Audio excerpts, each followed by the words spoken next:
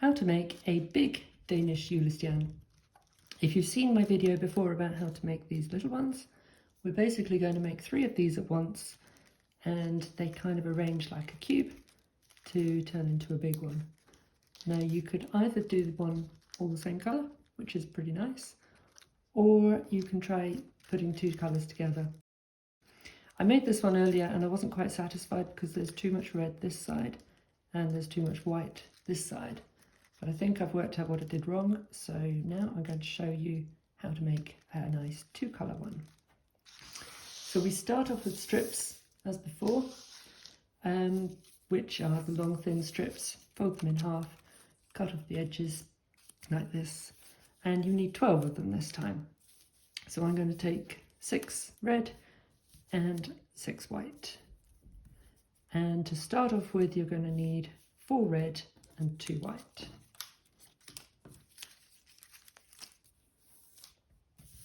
And just as before, we start to arrange them like a clock.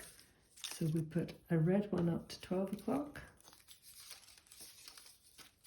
and a white one to 3 o'clock, a red down to 6 o'clock, and a white goes to 9 o'clock.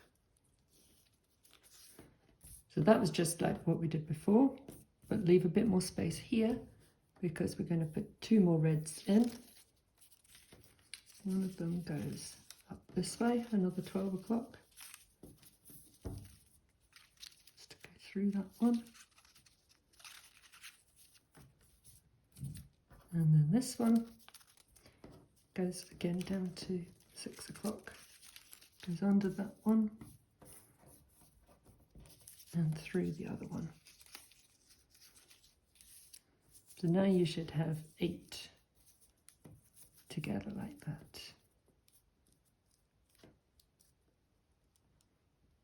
Okay. And now you do the same thing with the other 6.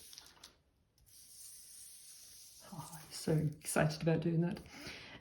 But this time you do it the other way around. So the whites start with white, red, and put 2 more whites in, going up like that. So they're basically the opposite of each other. Now turn them both over, because this is the inside. And we need to join them on the outside. And the way to do this, line them up next to each other and take one of these strips and fold it away. And the other one, take one of these strips and fold it away. You'll find that everything will want to come undone at the moment, but that's okay. And weave this one, the bottom one, under the first of these loops. Yeah, just the first one, not the second one. And the top one here, put this under the first loop there. And bring them together. And then you can push these back again. Okay. Now we need to turn over again and join these halves together.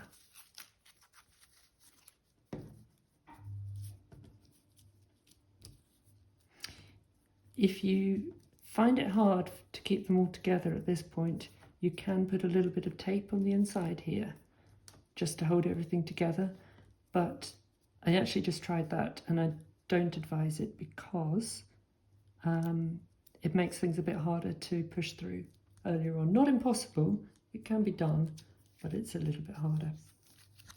Now take one of these and one of these, and we join those together. Again, that one goes under the first loop.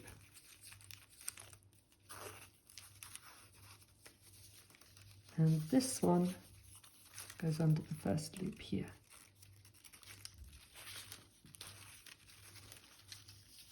And that brings them all together, and they should form into some sort of a square.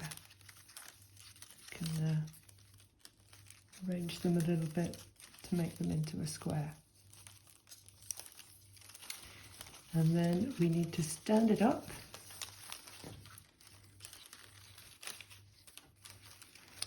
And we need to make the top and the bottom of the cube. And we start with a 12 o'clock here. We take a 6 o'clock. Make sure you only take one of them every time, because you'll find there's two here. Don't take two of them, just take the first one. This one, the 3 o'clock, when it goes over, it must also go under the first one.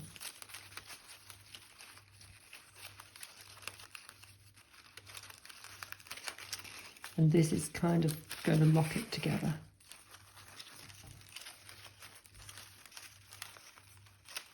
Yeah. And turn it over. Do the same thing on this side. 12 o'clock, make sure you only take one of them. 9 o'clock. 6 o'clock goes up. And 3 o'clock goes over, and when it does, it also has to go under that. Good. So now, in amongst all of these strips of paper, we have a cube. And this is basically how the whole thing works. It's based on a cube.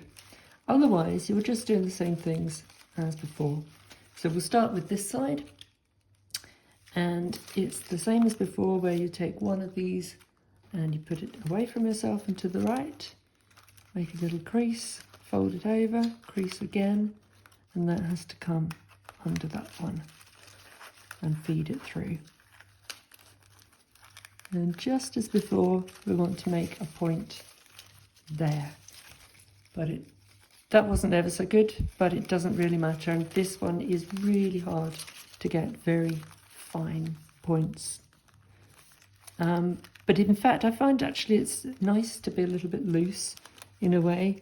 Like this isn't completely tight around here, and that's quite nice because it's going to make it look more like a ball when you finish, instead of sometimes, I mean this one, I taped the inside and I can still see that there's a cube around here. So perhaps it's nicer if they're a little bit looser.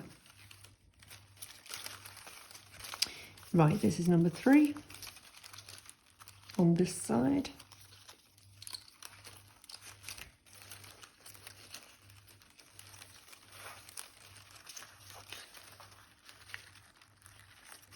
And just like before, when you come to number 4, you have to remember that it doesn't just go under that one, because that wouldn't hold anything.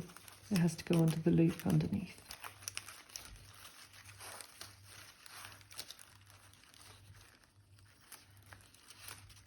Okay, so I've done my first 4 points. Now I'm going to turn over and do 4 on this side.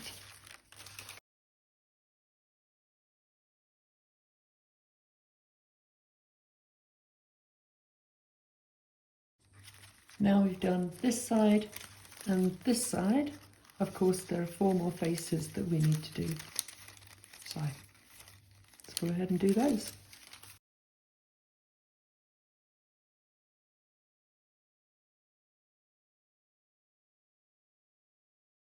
So by now you've made 4 points on each of the 6 sides.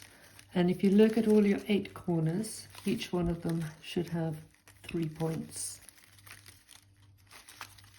And if they've all got 3 points, then you know you've done that part.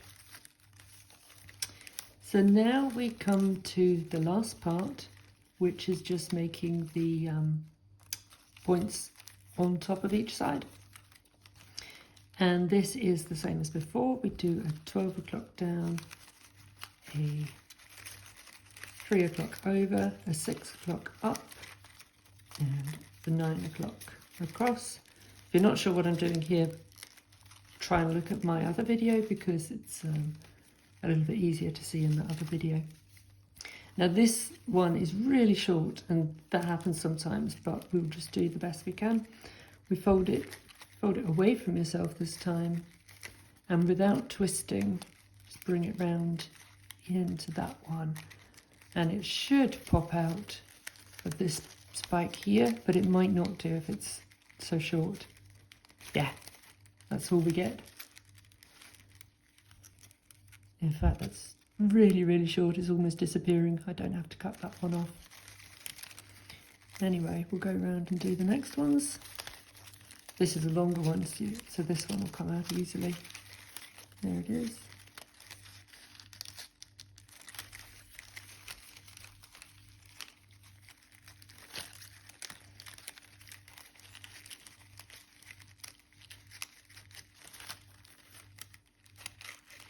You'll find that these other spikes get in the way quite a lot, which is a little bit annoying, but I guess you just have to deal with it.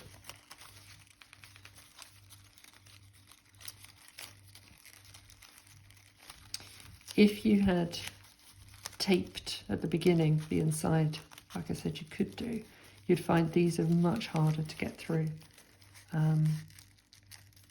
They do still come through, but they're just a lot more difficult to work with. Right, so that is one face completed. Now I need to go to 5 more faces.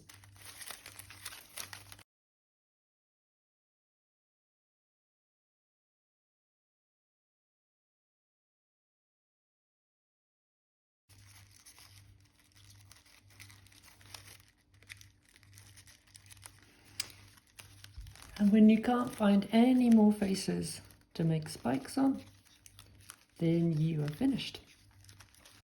So you just need to cut off the excess, which is the most satisfying bit, because then suddenly the star will appear. Now be really careful when you cut, not to cut anything underneath it.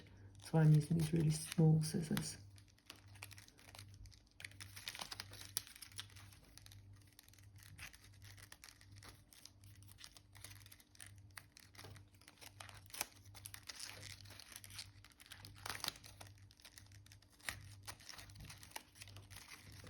And just like before, I'm pulling it through, putting it to an angle, and then cutting like that.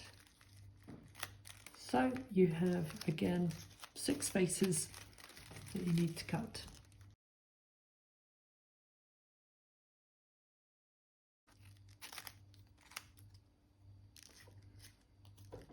And that is it. Star is finished. And I'm much happier with the distribution of colour there. That is really nice.